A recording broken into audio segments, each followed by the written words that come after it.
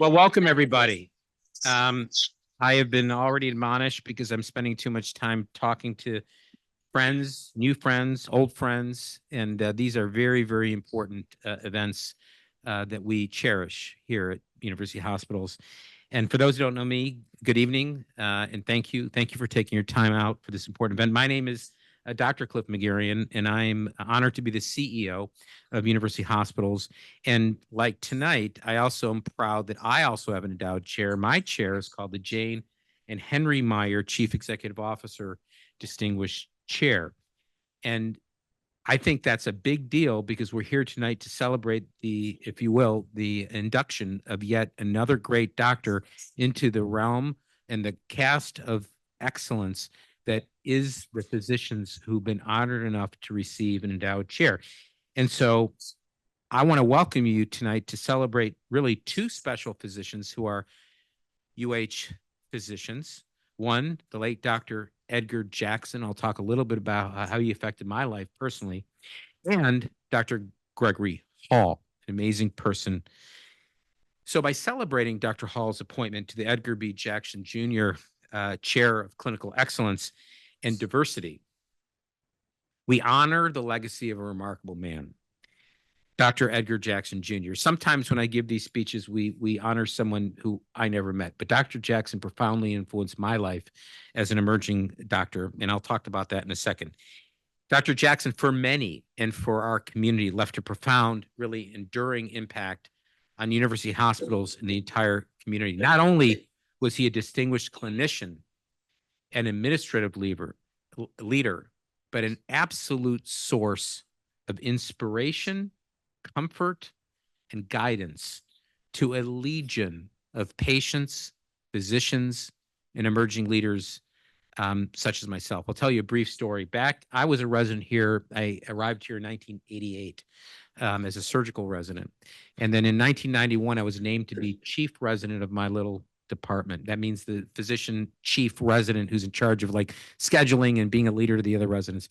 And Dr. Jackson was chief of staff at the time. And he had a program whereby all new chief residents he would invite to lunch. And during that lunch, he told me basically how my responsibility level had increased logarithmically and how his expectations for how I performed and led had risen. And then how I could do the best job in the new role I did. And then when I was named CEO, going to be 5 years in December, he called me and he was so proud. And I told him that a lot of the lessons that he taught me have helped me in my journey of how to be a better leader. So we are honored today to have Dr. Jackson's wife, Lisa Jackson, and members of their family tonight, as well as Dr. Hall and his family. I like to lead an applause for these amazing people.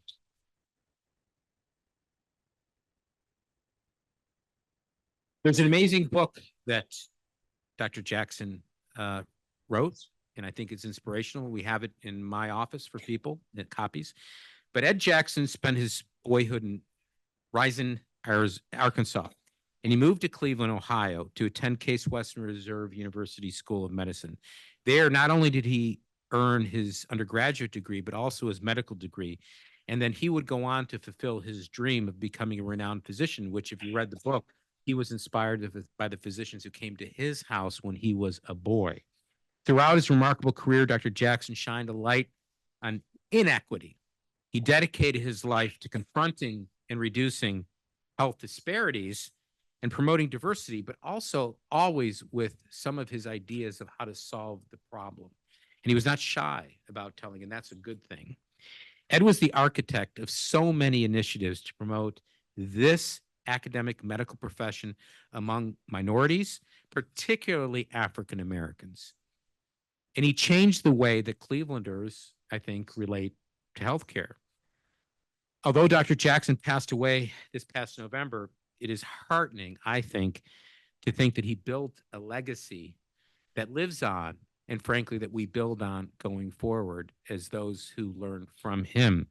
The generosity of these many contributors, a number of whom sit with us today, reflects, I think, the deep respect and admiration that we all share for Dr. Jackson. To introduce this evening's honoree, I now welcome two friends of Dr. Hall and admirers of Ed Jackson. One is Selena Cunanan, who's the University Hospital's Chief Equity and Belonging Officer, who cannot be with us today because of illness, but has a special message.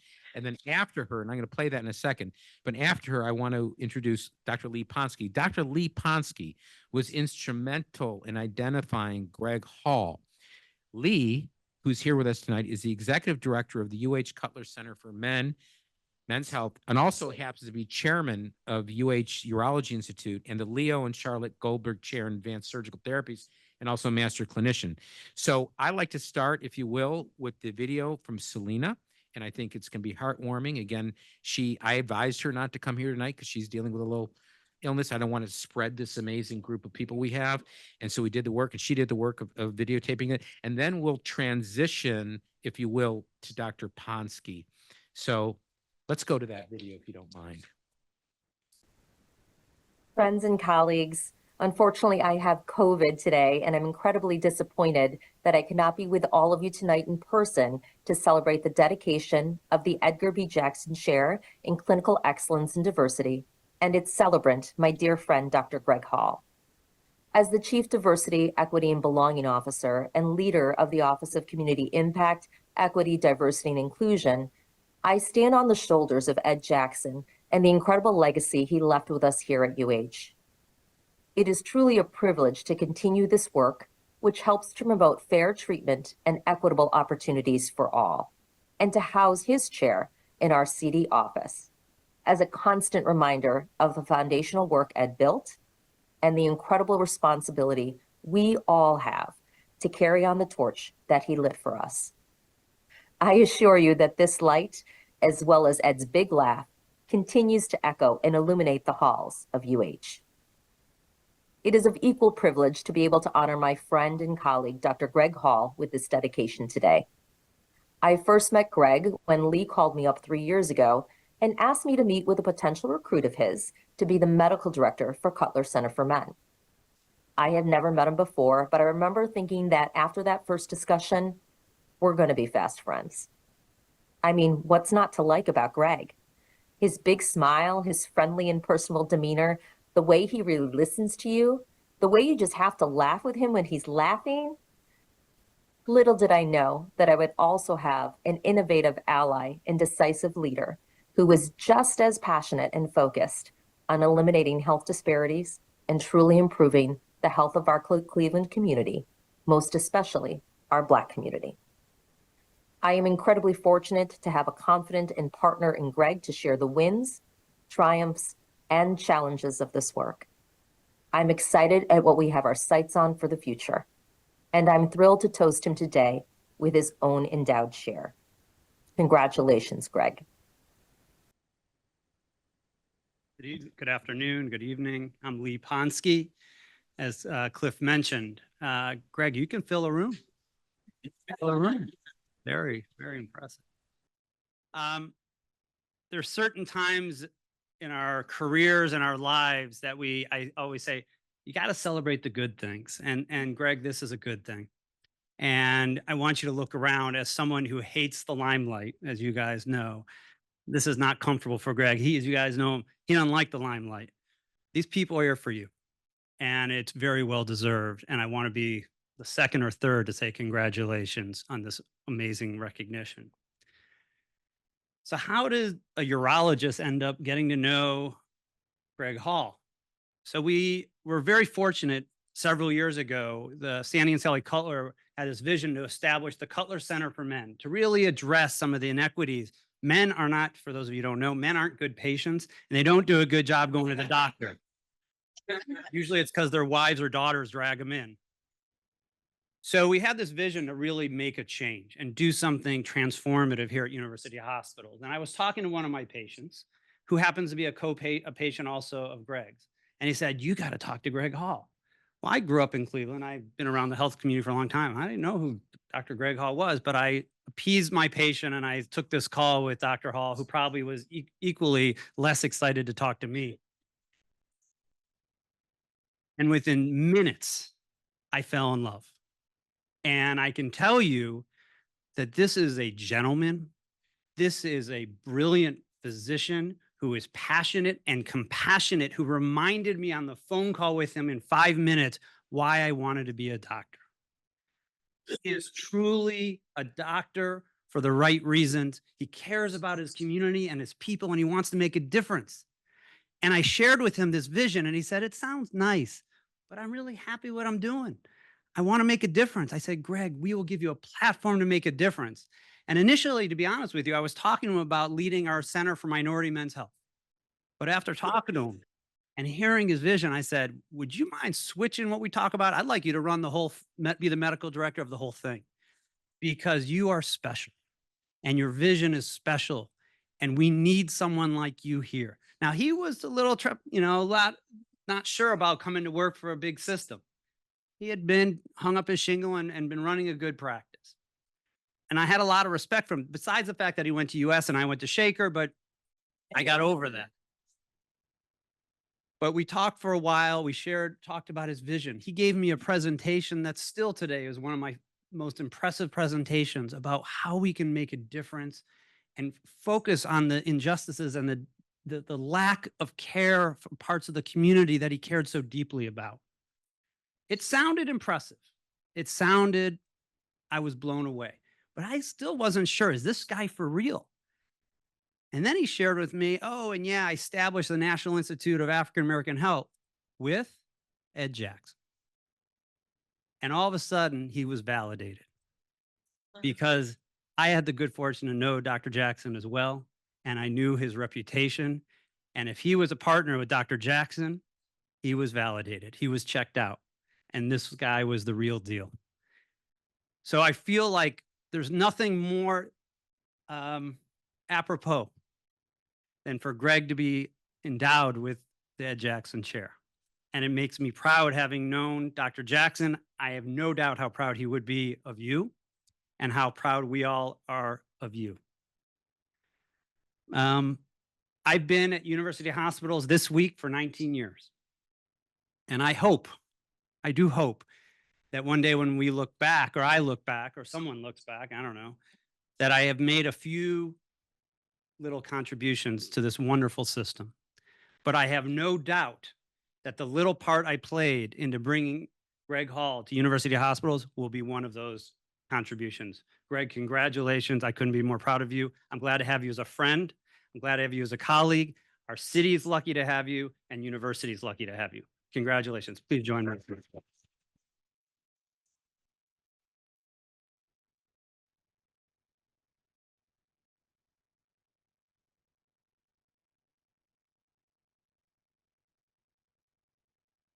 Well, as everyone has asked me earlier, how you like this? I'm very uncomfortable. Really, but I know practically everybody in here. So let's see how it goes. I appreciate everyone coming, and this is just, it's crazy how anything happens, in life, if you know what I mean. And this chair is one of those things that I really don't know how it happened, to be honest with you. You've heard about Ed Jackson, and this is the resolution they sent.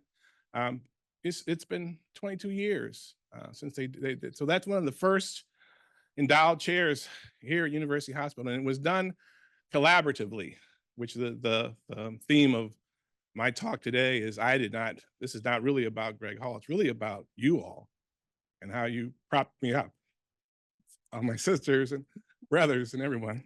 I'm not gonna do it, right? So this guy, something else. Really know him, loved him. That laugh, just so important. And the people here who set this up before it was even on my radar, and Lisa and Councilman Forbes is amazingly here. Carol Hoover, Reverend Otis Moss. It's like names that I only heard. You didn't actually meet these people, right? And well, I didn't, right?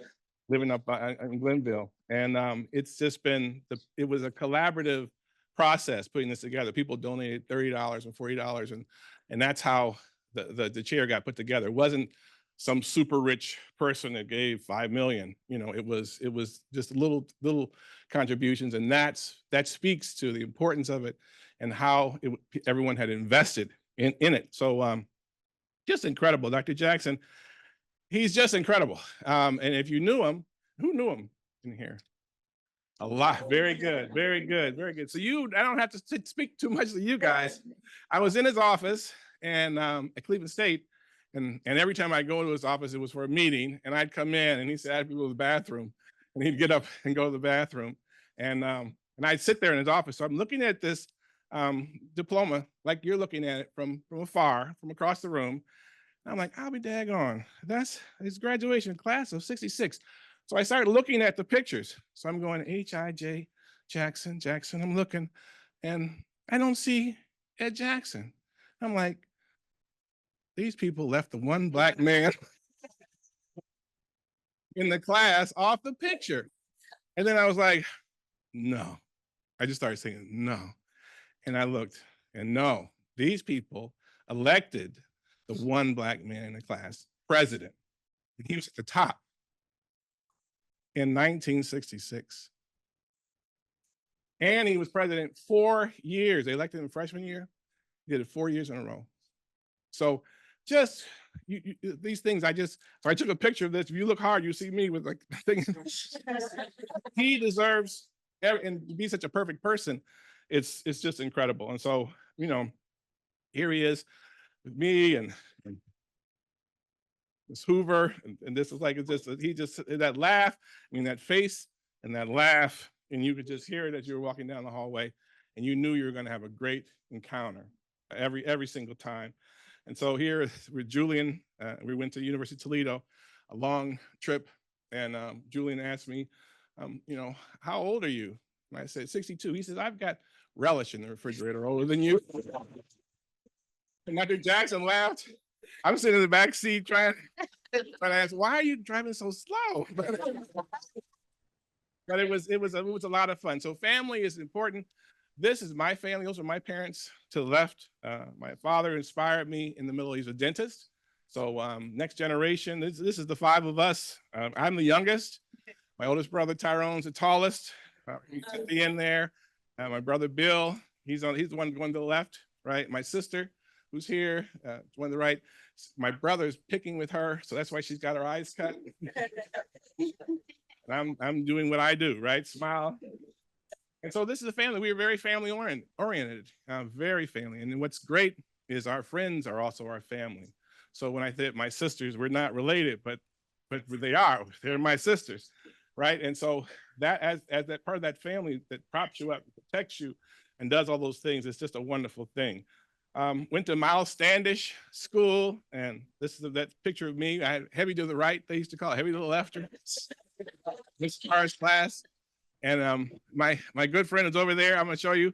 That's the gentleman right there with the tie. He's in the 5th grade. He's here tonight, lifelong friend. Don't remember meeting him. You got friends you don't remember meeting. That's him.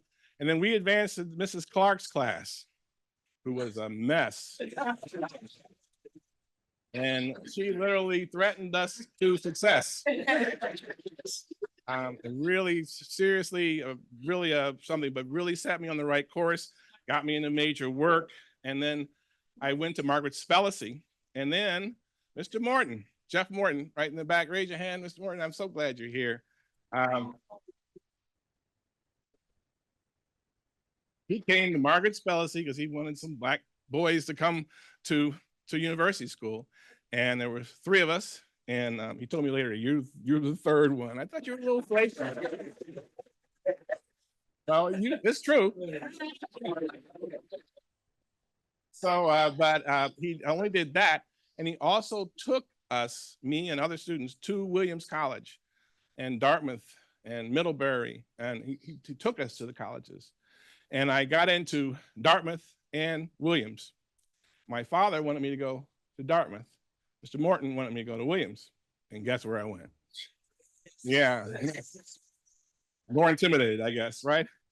And so that's, you know, so important. But I also have, this is him more recently with my good friend, Ray Haddon, who recently passed. And he was in the car when Julian called and said, you should consider this Edgar Jackson chair. And I said, I'm too new to UH, they're not gonna give it to me. He said, well, just think about it, right? And he hung up. It was on speakerphone, and Ray was riding with me. And I said, that's crazy. And Ray said, you know, you're already the Edgar Jackson chair. They just don't know it.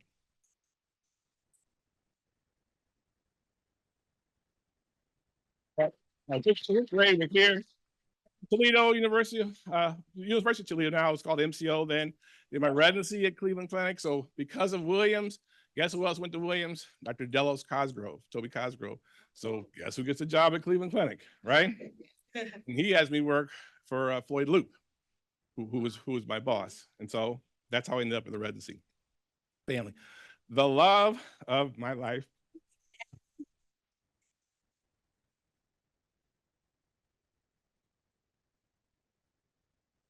So that's us almost 29. Well, that's 29 years ago. We're doing 30 years next. And she's done better than me, age-wise. But people say, is that your daughter? My sister. Used to be my sister. We said we were sister and brother. But Melanie, she props me up, she protects me, she criticizes me. She does everything. And I would not be here. I wouldn't have done half of the things that I do. So thank you.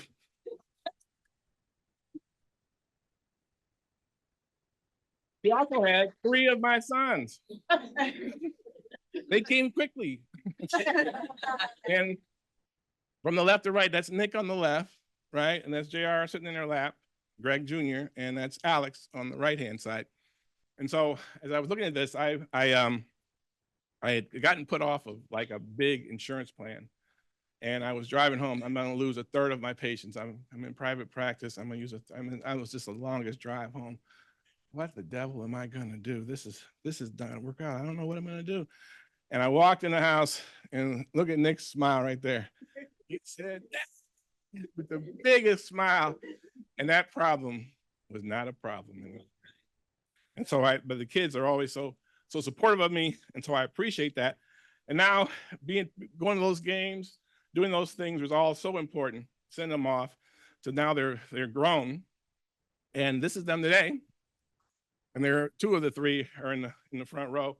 And so we called JR because he was my favorite character on Dallas. And it's like Junior JR, but he wouldn't call him Junior, right? So it's JR. So guess he went to California and met his brother Bobby.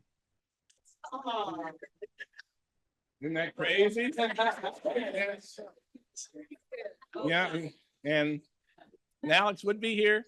He's not, because he's starting the next generation of halls at University of Cincinnati School of Medicine.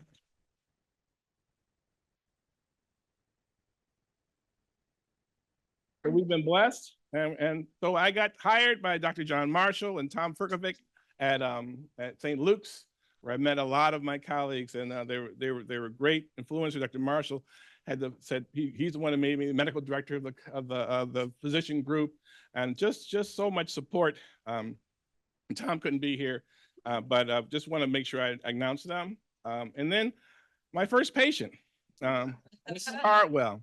She came, and she won't mind tell the story. She came to the window and said, I'm 62. I don't have insurance. I'll be 65 soon. And can you take care of me? Can you take care of me while I go through this process? And I was like, oh my goodness, of course. And I didn't have any patients anyway. So for taking her on, right? She sent her son Cliff, who was a Mason, and sent all the people from Mason. One Mason then sent the people from RTA. And then Bruce, the other brother, who's here tonight, Bruce, raise your hand, also sent all their friends, their wives, their sons. And so I got all these people with great insurance all because I did her a favor. So it's really, Miss Carwell, raise your hand. She's here right now, 30 years. I want to recognize her because my patients are my family as well.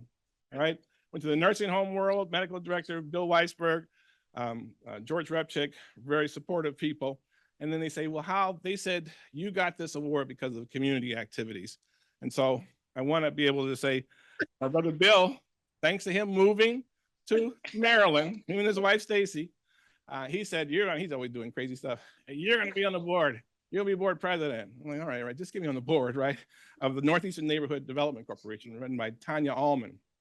And so I went to the board meeting, and we elected the board. First order of business was electing me to the board, and the second order of business was electing me chairman. And they left, right? So she then referred me to the mayor, who put me on the public health advisory thing. I was on the smoking ban thing. I was the chairman of that advised them to stop smoking back when people were smoking on the inside. That led to my appointment with Bob Taft with the Ohio Commission on Minority Health because he called, they needed someone from Cleveland. So, and Cheryl Boyce, met all those people. And then guess who's chairman of the board of Commission on Minority Health now? Selena, who introduced me. So, I mean, so it's like, it's a great training, it's a great opportunity. That led to appointment to the Medical Care Advisory Committee, Medicaid, and that led to appointment to the Cuyahoga County Board of Health, which Terry Allen, and here's Terry Allen in the back, raise your hand, Terry, who had the vision to say, you know, we need someone Black on the Commission on Minority Health. And he appointed me. And I'm the first Black person to serve on the Commission on Minority, on the Cuyahoga County Board of Health, the Cuyahoga County Board of Health in its history. So it wouldn't, and look how diverse it is now. You see Doug Wangs, raise your hand, Doug. Is on the board, my good friend Sherry Dixon Williams. It's just a wonderful experience. That was in 2010. So I'm like Mr. Public Health now, right? So I wrote a book, Patient-Centered Clinical Care for African Americans, first book of its kind. Started NIA, the nonprofit. Have a podcast, which I'm at 40 episodes now. Really excited about. I work for PrimeMed. I talk about African American health all across the country. Really good opportunity there. Melanie and I were walking through Boston, and there I was up in lights at the convention center. I had to stop and take a picture of that. My brother would say, yeah, I know you took a picture of that. And the podcast actually got an award from the National Association of Medical Education Companies in 2023 for best practice in diversity and inclusion. Yeah. And I said, when I accept the award, I'm trying to balance medical education about diseases with an education that you should better know the patient. That's what's more important. That's what Ed would say. You know, how do you know the patient, and then that's how you cure their disease. So PrimeMed is partnering with NIA to do education for providers all across the country. Dr. Ponsky, you've seen him. He taught me into it. He's a talker, fast talker, and the vision again of Sandy and Sally Cutler, who are just outstanding people. Still trying to do some things overall, but one of the things I want to do before I leave is establish the Center for African American Health here at University Hospital. You guys know life expectancy. You see Black, you see white 76, Hispanic 77. The white 76, that's why I took the job at the Cutler Center for Men, because white men aren't living as long as they should, right? And so those disparities are important. And so there's differences in hypertension, diabetes, kidney disease, which my one brother who's not here had a gene that caused for premature kidney failure. And so these things do exist. And so we're happy about being able to prove communication and really stressing that, you know, racial concordance is a thing. It's not a dirty word to say you prefer to talk to a Black male doctor. And you should be able to say that. And those outcomes are better when that's allowed, right? And how Blacks feel. We feel unfairly judged or discriminated against twice as high as anyone else that's listed. And so this, I'm almost at the home stretch. My brother will say amen for. But this, they asked healthcare workers in space about discrimination against patients. And over 50% of all healthcare workers said in healthcare, it's either a crisis, discrimination, or racism. It's either a crisis or a major problem. 50%. And this is from February of this year. So 50% see that, right? And you look by race, 2/3 of Black healthcare workers see it, and half of white healthcare workers see it, right? That they see discrimination and racism aimed at patients. And so we can't pretend we've risen above all this. We have to identify the problem and address it. And so having more Black doctors increases everyone's health. And it's not about being poor and Black, it's just about being Black sometimes, right? And so we need to do that. And again, is this necessary? Because look at all the Asian American health services across the country.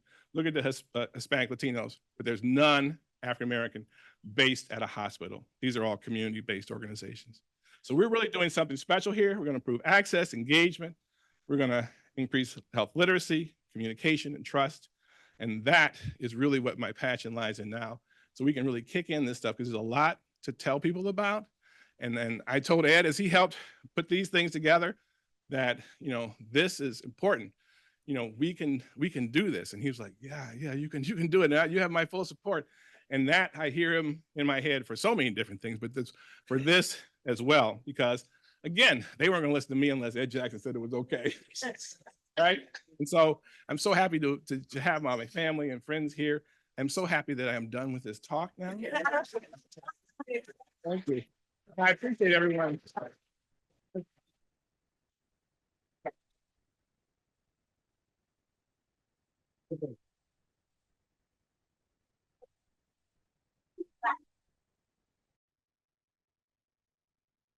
I figured something out about you, Greg. Are y'all ready to listen?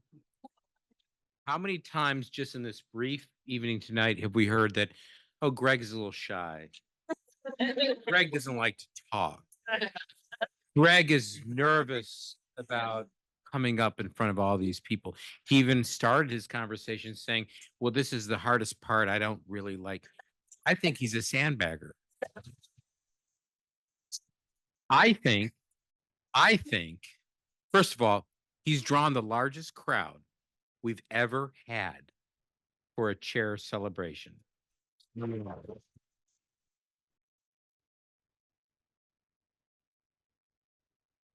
Number two, he has 2 sons in Hollywood. I understand. If I were Jimmy Fallon, Stephen Colbert, Jimmy Kimmel, or Seth Meyers, I would be concerned that he could have his own late night show. And this guy is going to win it because he has this way of this kind of demure kind of, but he runs it.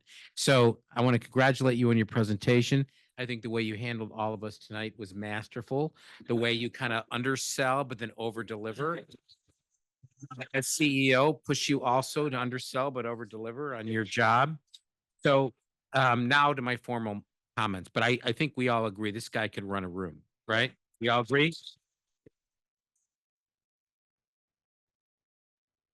So Greg, Dr. Hall, by the way, he was my wife's classmate in med school, so I've known about him for a long time.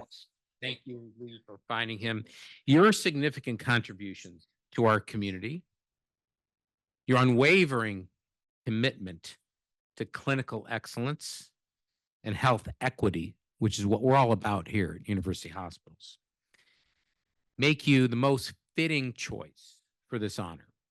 It is our pleasure and my honor personally to present you with the, Lee, your job is to unveil, to present you with the Edgar B. Jackson Jr., MD, Chair of Clinical Excellence and Diversity.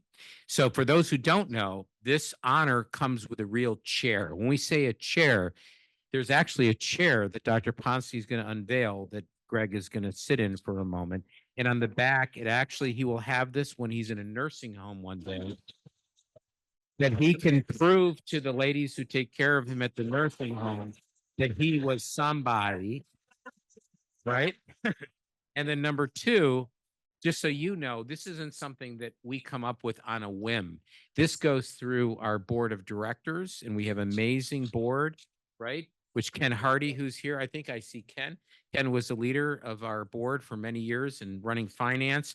This goes through a very convoluted process. And this is actually a copy of the resolution from the board of directors naming you. And also you could have this in your nursing home room one day. When your wife puts you in, and I'll be next door because my wife will put me in the same nursing home. Well, we'll be in there together, and our wives will visit us on maybe on Sundays, maybe not. But this will be there. This is actually a reproduction of the resolution in your name. So if you don't mind, and I know I'm putting a lot on you right now, Lisa, if you don't mind, I'd like to ask if it's okay with you to ask Lisa Jackson to join me at the podium, if you don't mind to come up here. And Lisa,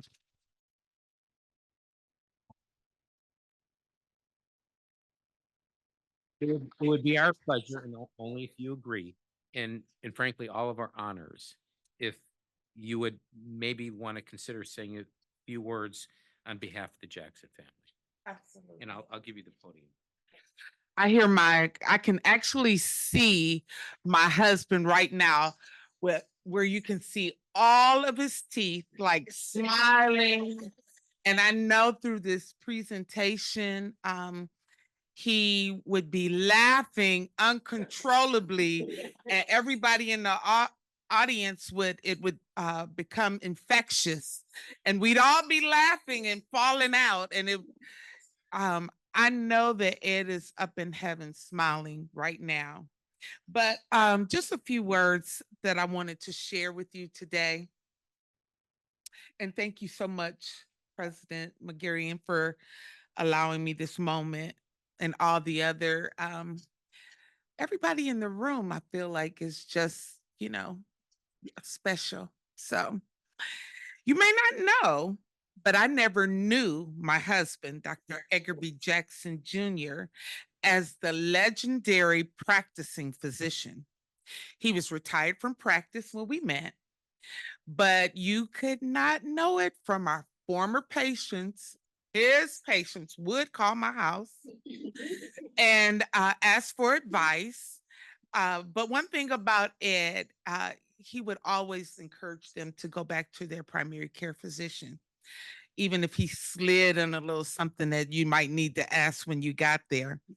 But it was through those that he cared for his colleagues, members of the community, physician leaders, and younger practicing doctors around the country that I came to know the amazing impact that this man had had on health and the well-being of countless souls. As you can imagine, there were many honors for his work, and they are right now at the Western Reserve Historical Society. But one day I asked him, out of all the accolades that you have, which one means the most? And without hesitation, he replied, it was the endowed chair for clinical excellence and diversity. At that moment, I realized how deeply he cherished this achievement and how proud he was. The Edgar B. Jackson Jr. MD Endowed Chair was established 20 years ago in April 2024. It's the only permanent endowed staff position in an academic medical center in the United States, dedicated to promoting diversity among academic faculty. This chair provides a physician at University Hospital Health System the opportunity to mentor minority medical students and postgraduate trainees. I learned that he had shared that the Edgar B. Jackson Jr. Endowed Chair was created to help University Hospital recruit a physician who would continue Dr. Jackson's legacy of clinical excellence and promote the academic medical profession among minorities, particularly African Americans. Can you imagine Ed with tears in his eyes? He told me how University Hospital and local community members raised 1.5 million for the creation of the chair that would honor his life's work. Some of those who led this effort are here today. And if you participated, I'm not going to call names because I don't want to miss anyone. But if you just raise your hand, don't make me call you. Don't make me call you names. So my husband was deeply passionate about this initiative, which the community had given him, and he was willing to fight for it. His struggle was always against health disparities, including access to care. Did you know socially and economically disadvantaged populations have long faced challenges with access to care, especially like the COVID-19 pandemic underscored these disparities, with people of color expressing higher mortality rates and inequity in care. What about mental health? And I'm sure you know disparities often result from higher poverty rates of fewer mental health resources in impoverished neighborhoods. In fact, infant mortality in the African American babies are nearly 2.5 times more likely to die in their first year of life compared to majority population. I could go on and on and on about cancer, sickle cell anemia, life expectancy, health literacy, not to mention environmental factors, because this is the kind of stuff my husband schooled me on every day. While we see some progress, we cannot fully grasp the struggle through Ed Jackson's eyes. He worked tirelessly to address these issues in ethnic minority communities, but much work remains. Where's Greg? I need to see you. In his book, A Way Up and a Way Out, my husband shared that he would often stop and pray on the front steps of the hospital before entering here. Many of his patients and community members have told me, both before and since his death, that he was an exceptional doctor with a great bedside manner, treating them like friends and family. Dr. Jackson was thrilled to hear of Dr. Greg Hall's appointment. And I think the official appointment took place like in October 2023. He valued you. He valued you as a physician, a leader, an advocate for African American health through the National Institute of African American Health, a clinical professor, but above all, a friend. When Ed took up the baton, we were already behind, but he made every effort to close the gap. Unlike most races, this one is indefinite. Guess what? It's ongoing. The baton is now passed to you to continue covering as much ground as possible and to prepare others to join the effort to get on the track and be ready when it's their turn to carry the baton. So, Gregory Hall, on behalf of my husband, Dr. Edgar B. Jackson Jr., our family, and all of our friends, we congratulate you. We honor you. We have faith in your ability to uphold and advance this great legacy. I love you.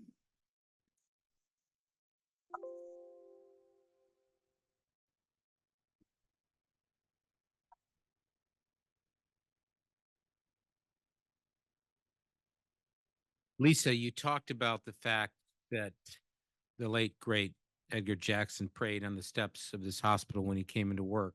And I think we'd all agree, although I don't talk to him every night, we know he's in heaven talking to us.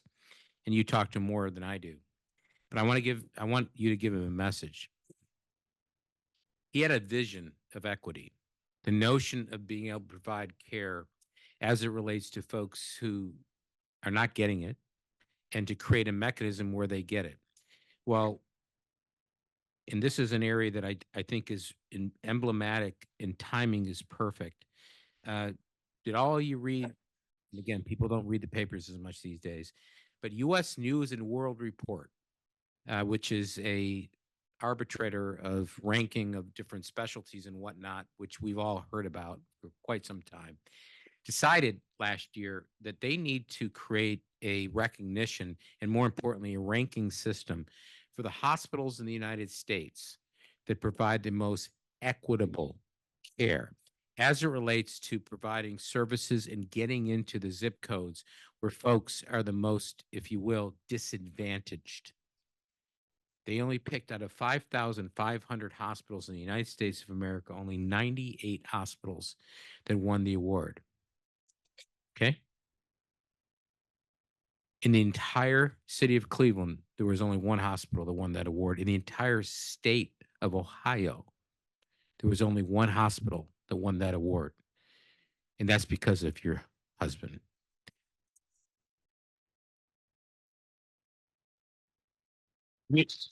University Hospitals of Cleveland was named the only hospital, not only in Cleveland, the state of Ohio, is one of the most equitable hospitals. They measured it statistically, not by reputation, not by anecdote.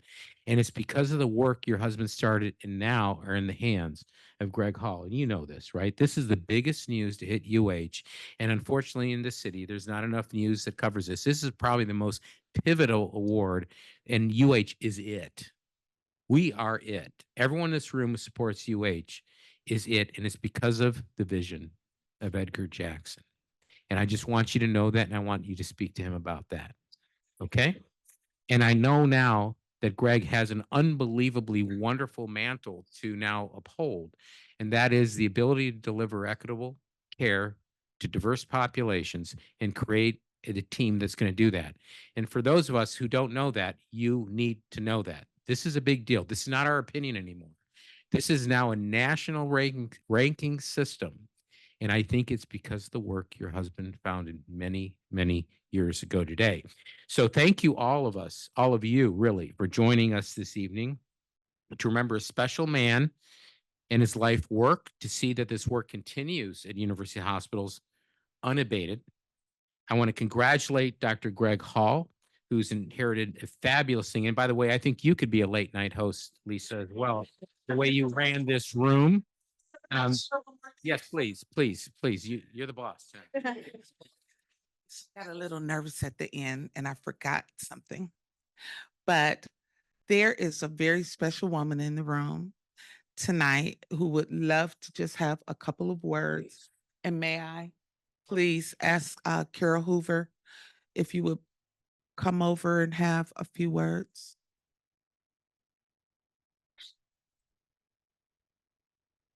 Is that a yes or no? Is there a mic? Can I take this? No. We can get her out. Let's come around. We got time to go back there and come around.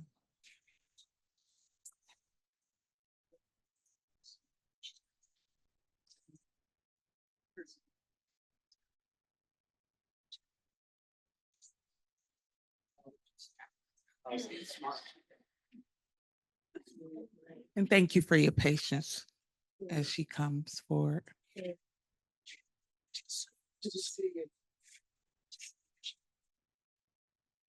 One of Ed's many best friends.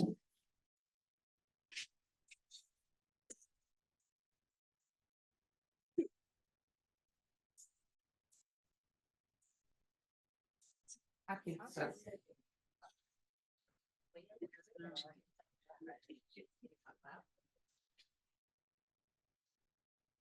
The mic can come on. Okay. Can you just speak?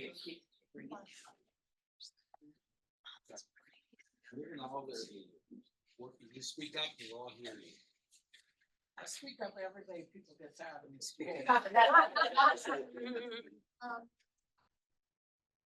Everyone in this room obviously has a piece of all of this, and that's absolutely great. But sometimes we forget how things start. And I'm very sorry that Carol Rogers isn't here today, because when she was CEO, Ed kept talking to her about how changes should be made and what could be done. And she really got on fire for it. And started talking with, some of us, in the city community and the governmental community about, um, she spoke with me and then she said she had spoken with Mr. Forbes, who is here today, who is looking down, look up. Look up. And, at that time, there was, she developed a core of people who really felt that Dr. Jackson's work should be institutionalized, that why he chose the work should be shared with people. And she talked about the chair. Well, many of us in the African American community had not been involved in how you make all this happen, but you really make all of it happen by advocacy and money. So we went to Mr. Forbes, who was, who had deep pockets and we thought he had deep pockets and, but he was a great advocate, in the business community to get people like the CEO of MTP Steel and the head of Jones Day and people like that to catch on fire about this. So it's always good to know about the beginning. Laurie Stokes is here, her dad, Congressman Ruth Stokes, a strong advocate of Dr. Jackson and the work. And I just don't want Farrah to get lost in this. Clearly, it's wonderful that Dr. Nigerian has taken this charge very seriously. We did have a gap between the time the money was raised and a period of time when the first person came to do the work of the chair. But this is so important, and I think university hospitals are uniquely situated to really make a real change here through the chair. And when I look at Dr. Nigerian and what he is standing for and his commitment to Dr. Hall, that's very important.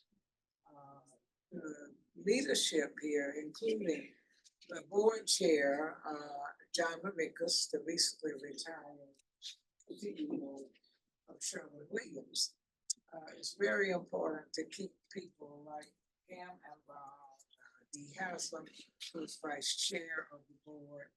These are not only people with resources, but they have intellectual capacity and they have commitment. I'm sorry, Marikas had to go through the drama he went through building Sherwin-Williams, but Sherwin-Williams stands and drama will come back to our community. So I just, somewhere along the way, Right here, dear. Right here. Please let Farrah know about all of this. Absolutely. And that we wish she had been here, because she was a very determined person. So when you get people like Claire Walters, me, George Forbes, Dick Cole, you know, whoa, you got crazy people. So thank you for allowing me to say this. But Dr. Julia Earls and a number of people that I see in the room, everybody pushed to give some of their money and to raise money and to be advocates for this. Thank you. Thank you for your comment.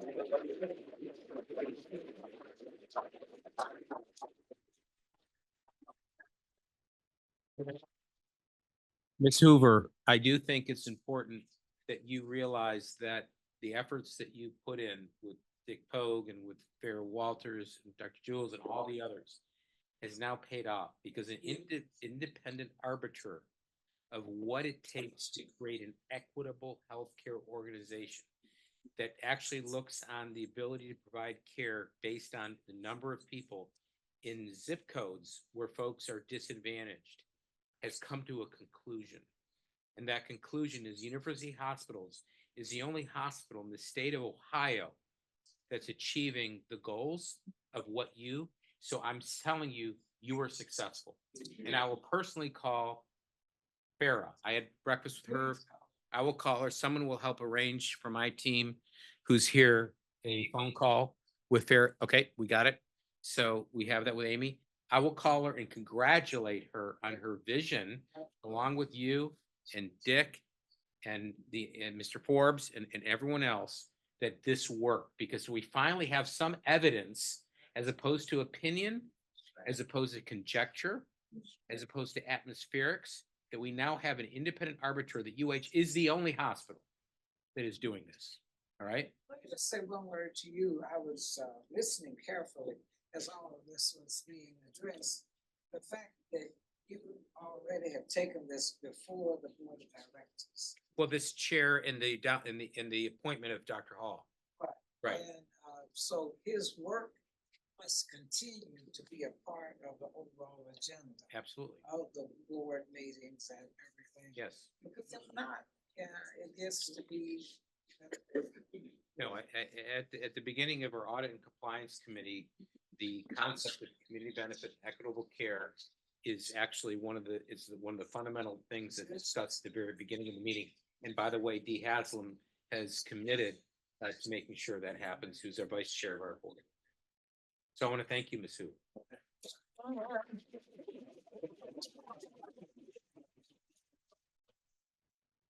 So again, congratulations again to Dr. Greg Hall on this incredible honor, his family. I know you are proud, and you are the reason that he comes to work and is successful. He's so proud of his children. He's so proud of his wife. We thank everyone in this room because everyone plays a role in the success of this organization, for allowing us to continue with our legacy and the founding documents. If you read the founding principles of university hospitals in 1866, do you know what they say? The needy are the most worthy. And we have built that into our mission. And this is one of the many, many verticals that allow us to achieve that mission. So we're here, but ultimately we have a big mission, which is to heal, to teach, and to discover. And it's because of you, supporters like you, every one of you, that state-of-the-art care remains the UH standard. And I want to thank, this was an amazing night. This is the biggest crowd we've ever had. The biggest crowd. So that's just a message. And by the way, Dr. Hall, don't tell us anymore that you can't run a room in the area. You ran it.